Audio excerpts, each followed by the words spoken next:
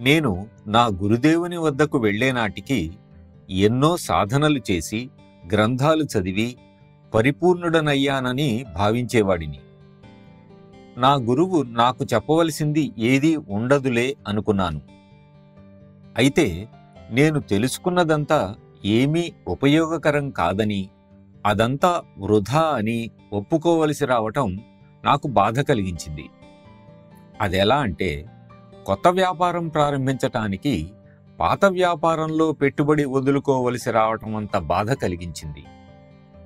అయితే శస్త్రచికిత్స చేసే డాక్టర్ ఏ విధంగా మత్తుమందు ఇచ్చి సున్నితంగా విజయవంతంగా ఆపరేషన్ పూర్తి చేస్తాడో, అలా నా మాస్టర్ నాకు ఇసుమంతైనా బాధ కలగకుండా నేను నేర్చుకున్నదంతా వదిలివేయాలన్న విషయం సున్నితంగా తెలియచేశారు. ఇది నేను నా గురుదేవుల వద్ద నేర్చుకున్న తొలి పాఠం.